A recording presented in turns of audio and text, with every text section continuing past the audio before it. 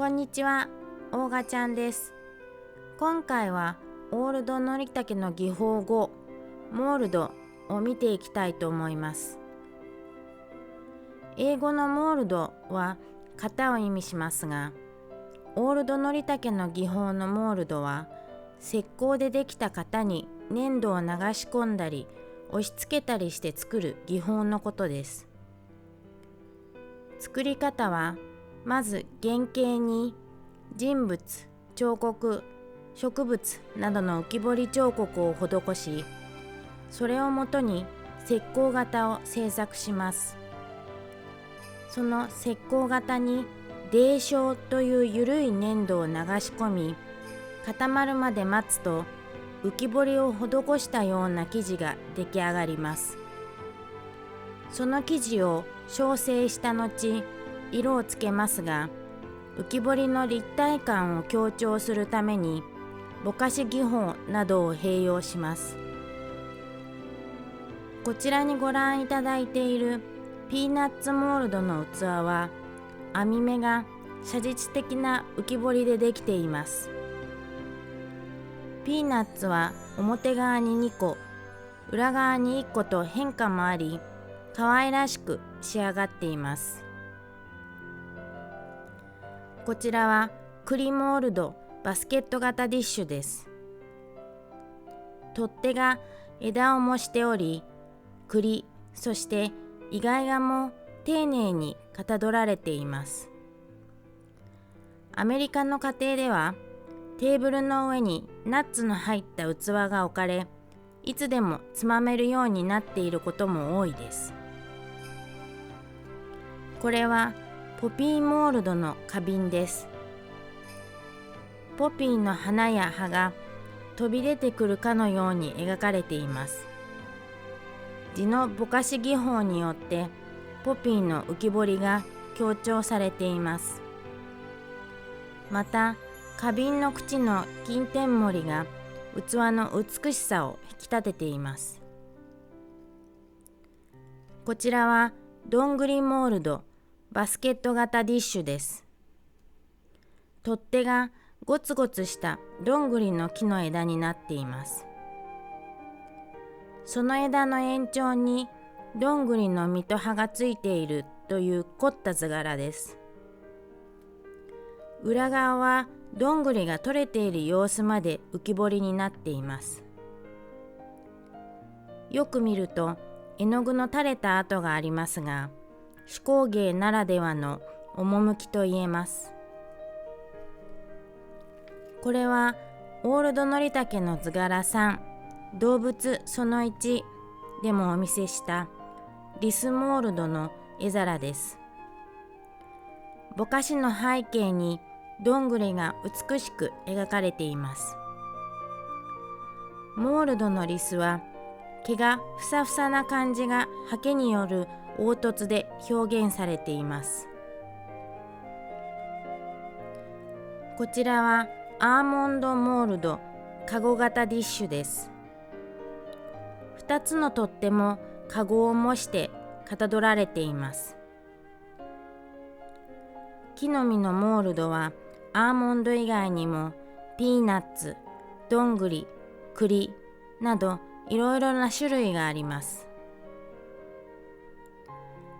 これはオールドのりたけの図柄3、動物その2でもお見せした象が描かれた植木用飾り鉢です。4面あるうち1面は象、反対面には馬が描かれています。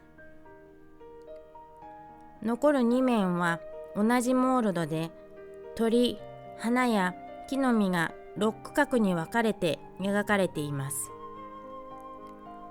まるでレリーフのように見えますが、裏に凹凸があることからもわかるようにモールドの技法で作られています。一面ずつ金で縁取られ、それが額縁のようです。こちらはピーナッツ型ナッツセットです。パーティー用のおもてなしセットです。大きなメインボウルにナッツ類を入れ、小さな器に個々に取り分けて使うことが想定されています。メインボールにはピーナッツの殻の模様を図案化した網目と葉がモールドで施されているのに対し、小皿の方はピーナッツの殻そのもののように網目模様が立体的にモールドで表現されています。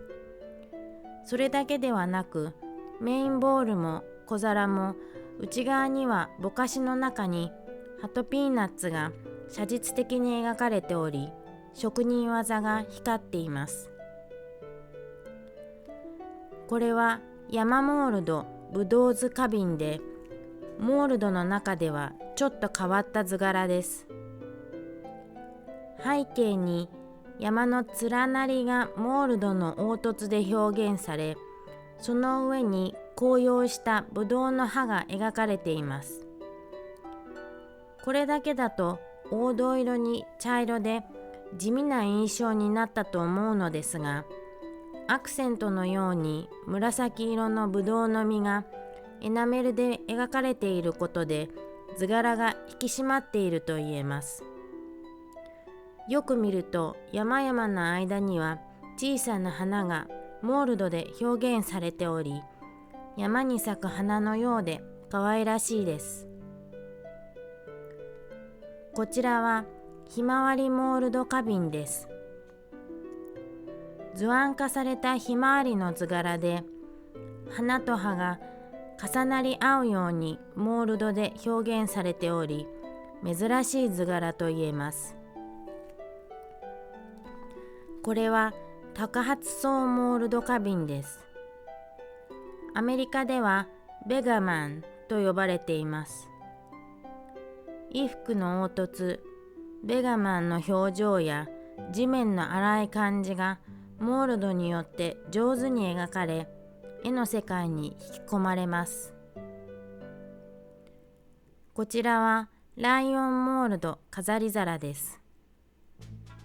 洞窟からオスとメスのライオンが出てきて、左上の何かを狙っているように見えます。この飾り皿の原画は絹織物です。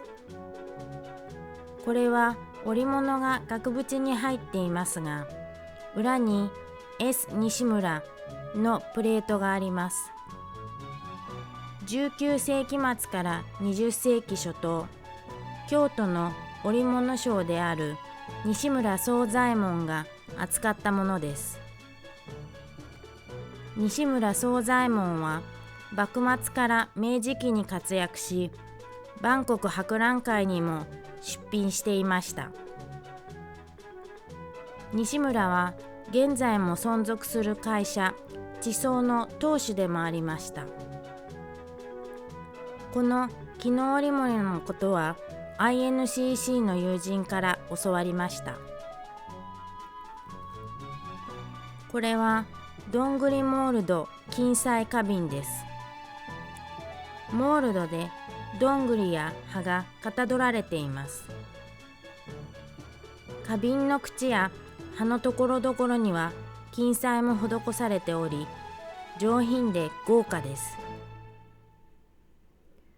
こちらはインディアンモールド資料図飾り皿です。勇者の印である一つ羽の髪飾りをつけた誇り高きインディアンの姿がモールド技法により力強く表現されています。アメリカ西部の画家 N.C. ワイスの油絵が1906年6月アウティングマガジンの表紙に掲載されたことが分かっており、そこからヒントを得た図柄と言われております。これは同じ図柄がモールドではなく手書きで描かれたものになります。中央奥はピーナッツディッシュです。ピーナッツの葉と実がモールドで描かれています。葉は虫食いも表現されており、遊び心を感じます。今回はオールドのりたけの技法5、モールドをご紹介いたしました。